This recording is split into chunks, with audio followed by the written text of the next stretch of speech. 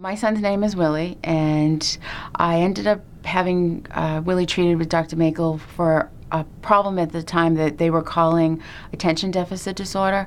So I didn't really think that it would be useful, but I trusted and I brought him in, and Dr. Maykel did have an amazing experience with him.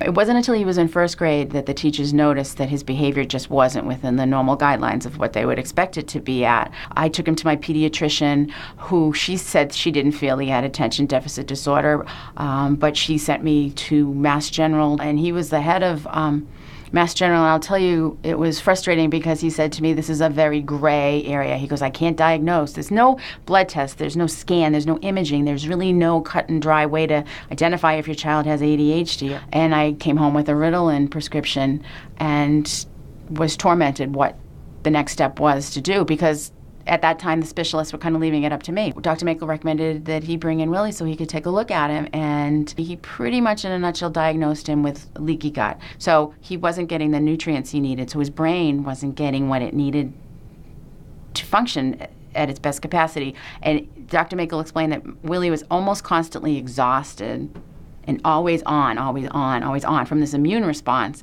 that he couldn't sit still, that he was always in this fight or flight or constant fidgetiness, and it was all related to what was going on with his gut, his intestines. Well, first he started with the mold. He put it in his energy field, different types of mold, and he held his arm up and he pressed on it. The mold actually was one of the things that it's not a normal thing to have in your body at that degree, and it was causing the leakage. Now, if you're eating a food, it's not necessarily the same thing as an allergy, but if you're eating a food that you're sensitive to, it's leaking, it's aggravating, it's causing the same immune response. Willy was sensitive to probably 15 foods. So once we started this treatment plan and added the olive leaf and took away the foods, because it had been such a long time that Willy had been experiencing this, I have to say it probably took 6 months with the new diet, changing it, modifying and adapting everything, before I saw a change in my son's behavior. And when he went back to second grade, the teacher said he didn't have the issues anymore. We kept up with the olive leaf, I can't remember, maybe 6 months, 8 months, but his symptoms were gone.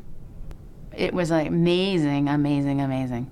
We never started the Ritalin, we never did any other drugs or intervention, no counseling, no therapy, no modifying behavior, nothing. It just resolved.